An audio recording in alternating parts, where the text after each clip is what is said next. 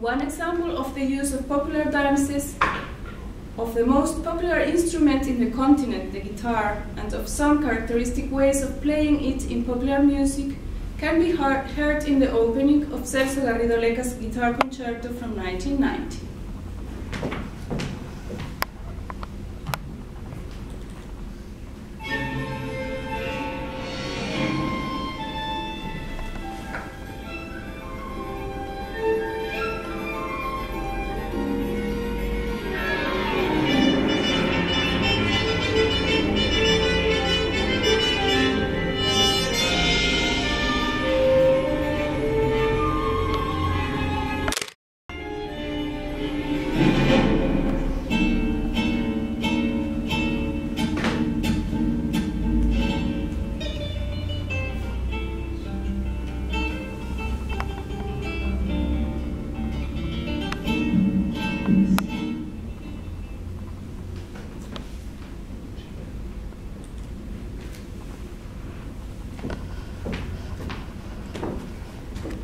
One favorite resource for composer is to use individual parameters or elements from popular or traditional music combined with the techniques and expressive elements typical to the language and style of the composer.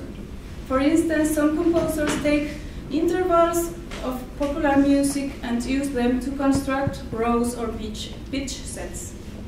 In some cases, traditional rhythms are combined with non-tonal melodies and harmonies. The composer can decide to use the popular style of ornamentation, harmonic elements, textures, or colors such as brass and percussion bands. In some cases, the relationship to local culture or music stays obscure to the listener, and the composer uses also extra musical ways to establish it, such as the name of the composition. Postmodernism arrived to Peruvian art music during the 80s. The composers started to use more open quotations or style allusions. This allowed to express simultaneously diverse identities and to combine material from different regions and times, including colonial themes, Baroque forms, and popular songs and dance. The next generation shows a stylistic and technical diversity even broader than ever before.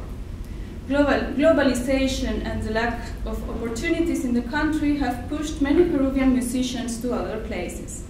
Their training and the influences they have received have been more varied than those of their predecessors. Many of their compositions have allusions to Peruvian geography, culture, or music in different levels, from direct quotation to sometimes hardly audible abstract appropriations. We can conclude stating that Peruvian orchestral music shows a constant interest of composers of varied aesthetics and styles in expressing local and national identities. As it has been said, the fundamental task for Peruvian musicology is to save and widespread this patrimony. It is also urgent to create the necessary conditions for this. The barriers constructed between music traditions should be bridged so that musicians could freely learn from each other and share knowledge, resources, and inspiration.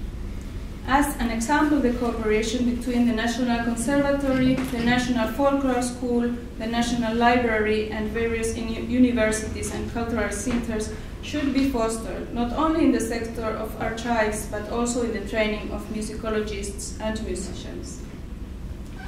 The research also shows that the number of composers and work is growing, which promises a flourishment of orchestral production by Peruvian composers. One challenge to face is the situation of the orchestral institution in the country.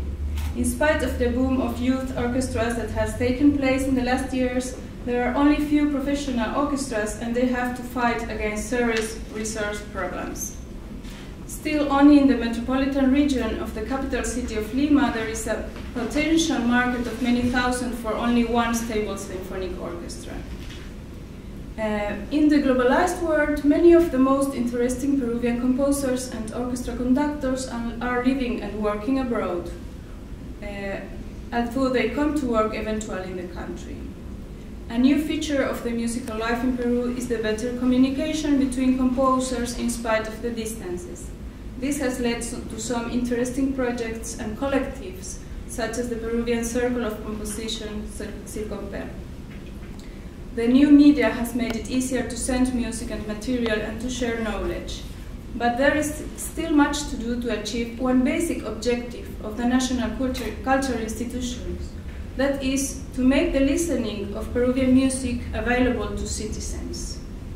The training of Peruvian orchestra musicians and conductors has to be also developed in order to include more performing of Peruvian music and new music of other countries at every level. This research has, in Habermas words, a practical and also an emancipatory knowledge interest. To know about ourselves is important, in order to learn from mistakes of the past and also to see what positive things people have done before us.